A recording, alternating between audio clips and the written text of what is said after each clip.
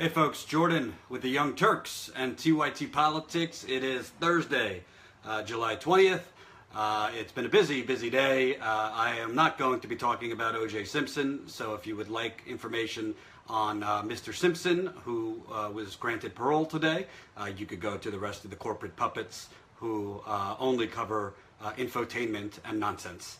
I wanted to talk about something a little bit more substantive, which is the Democratic Party's ongoing Cold War hysteria.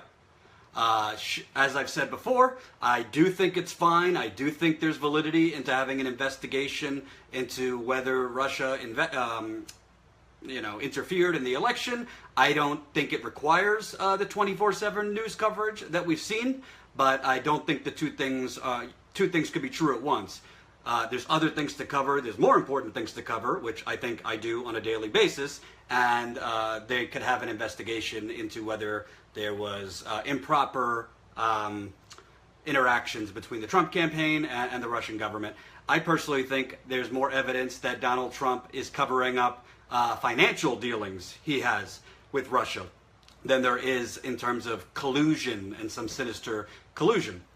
To me, what's scarier is whether he's making decisions based on financial dealings he has with Russia or any other country. That's actually, it didn't get a lot of coverage this week, but the head of the Office of Ethics in D.C. actually resigned because there is no real wall between Trump's business interests and his presidency. So to me, I'd like to see more on is there financial decisions or financial deals that were made.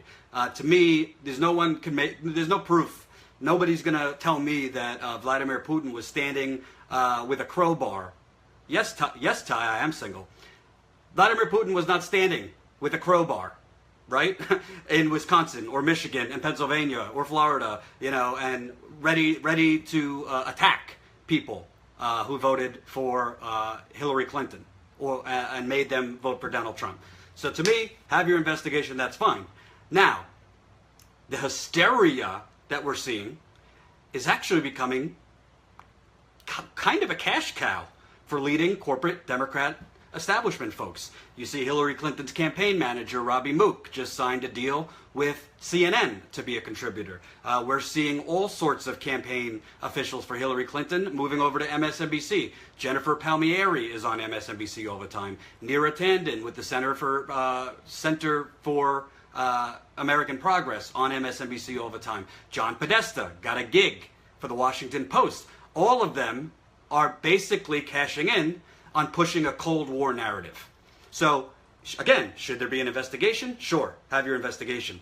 But the nonstop 24/7 coverage of, oh, Trump met with this person, or Don Jr. met with this person, or what does this mean, or what could it mean? It's so transparent for ratings when it comes to corporate media, cable news, CNN, the New York Times, I can continue, and the New York Times and the Washington Post, who are getting very, very large traffic because, like Republicans who latched on to Benghazi and the IRS scandal and all this nonsense under Obama's administration, trust me, there were things to go after Obama for. I don't think those were it. But you had conservative media latching onto those things because it was a cash cow for them. People who are upset with the current president, people who don't want to look into the mirror on why their party is not in power, are always looking for some type of scandal. And the corporate media is right there to step in and give you that scandal, whether it's fake or not. So, we have my friend, Donna Brazile, who I hate having to do videos on, but she still is a leading figure in the Democratic Party. She's no longer the DNC chair. However, she's very influential in terms of Democratic Party politics, still has relationships with donors, and is still part of the decision-making process on where the Democratic Party should go from here. So, Donna Brazile, I'm sorry, I'm taking it seriously, but it's so ridiculous, now is calling the Russian government, quote, the communists. She's tweeting basically saying that Russia is communist, and if you look at her Twitter, I can't because she blocked me a while ago for actually doing real journalism. If you look at her Twitter, it's an endless seam of nonsense about basically trying to re-evoke the Cold War. Let me tell you a little bit.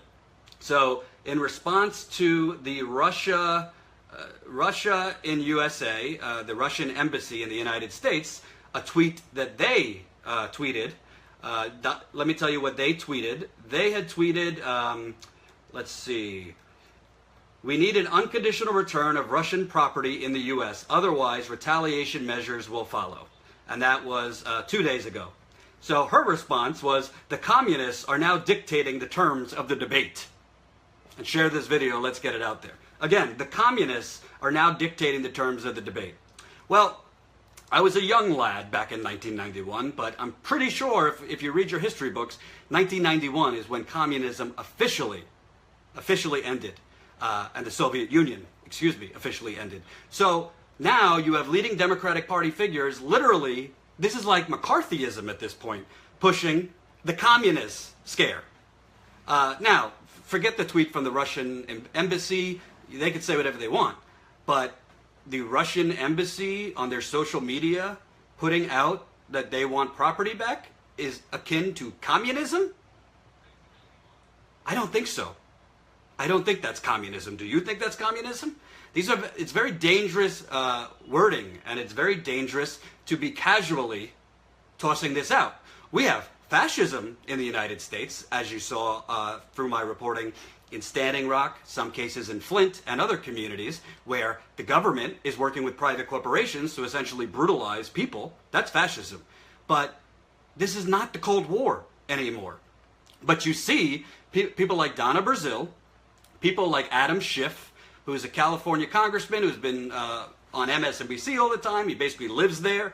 He was overseeing the House Russia investigation.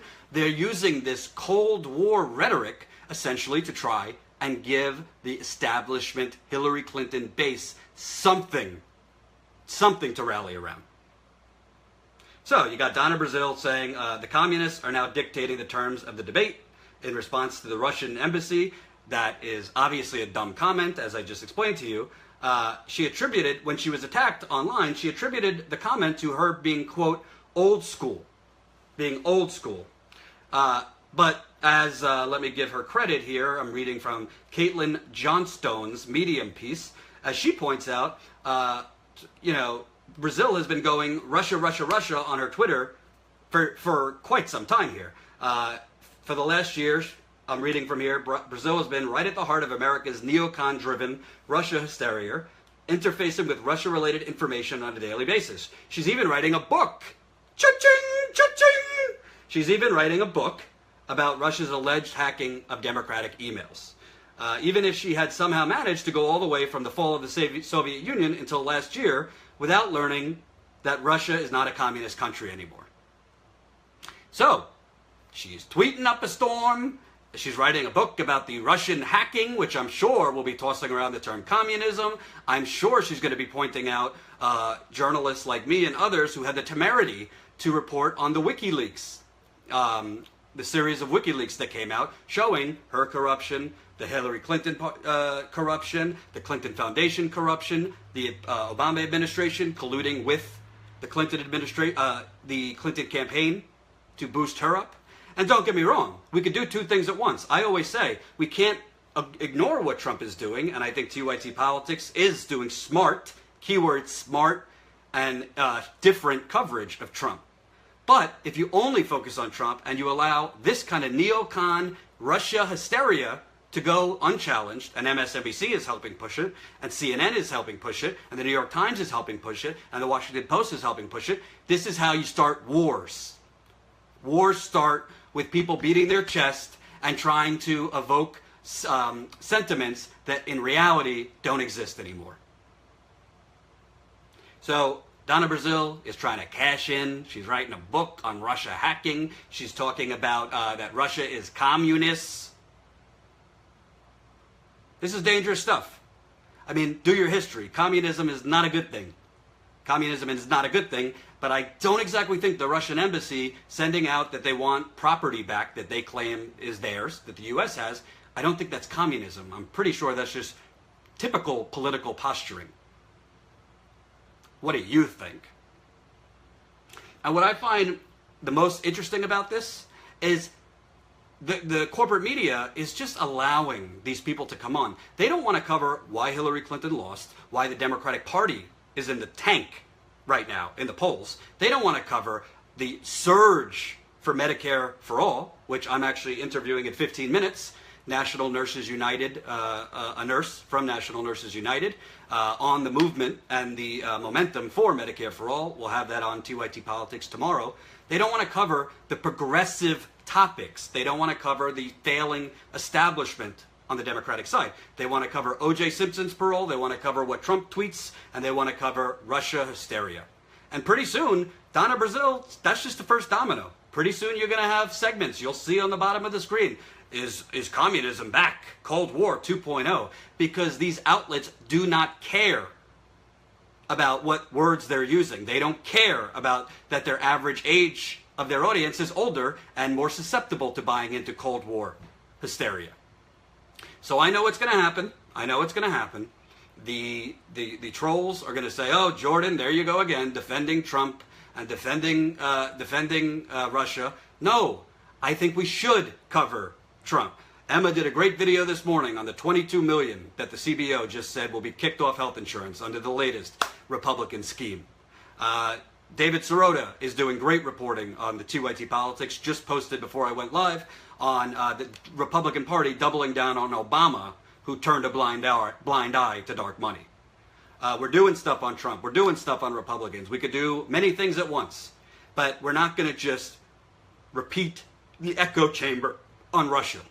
We're not going to just repeat the echo chamber on what Trump tweets. You deserve more than that. So, like I said in the beginning of this, do I think there should be an investigation if Trump has any financial dealings with Russia that could influence his decision-making? I absolutely do. I don't really think that's a scandalous position. I don't think that's a progressive position or an establishment position or a conservative position. If you're president of the United States, we got to know where your money is. The same thing would have went for Mitt Romney, because you cannot be making decisions to benefit your financial with your financial stocks or companies, period. That's not controversial. But we don't need to feed into a hysteria about it. We don't need to be tossing out terms like communism. It took a long, long time for communism to end in Russia. So let's not casually toss it out. So I probably won't be buying Donna Brazile's book. I will not lie. But, by the way, if you don't know, the second chapter of my book, Corporate Con Job, was released yesterday. CorporateConJob.com. That's CorporateConJob.com. The second chapter, titled, How the Corporate Media Welfare Complex Delivered President Trump, goes in depth on how we really got Trump. Hint, not me, not Jimmy Dore, not TYT, not progressives, but it goes all the way back to Bill Clinton in the 1990s. How we got President Trump. So I hope you download that. Chapter 2, CorporateConJob.com. Now, it's summer. I know you guys are doing things. Make sure to go to youtube.com/TYT Politics. We got great videos up today. We're going to have great stuff up tomorrow. I am continuing in the background some reporting on Flint and other places. Ty, you deserve more than that. My cameraman Ty is now watching, and maybe Ty and I will have a video together in our future. I know people like that. And by the way, if you have time tonight, Emma, myself, and Andrew, Turk's Trifecta, we did a live YouTube interview yesterday, all of us talking for an hour. It's up on youtube.com/TYT Politics. We might make it an actual weekly thing, all three of us together doing many different topics. So let me know if you liked it. We gotta get the views up on the video to show the mothership, TYT, that we should be doing this more often. So youtube.com/TYT Politics, corporateconjob.com, @Jordan Chariton,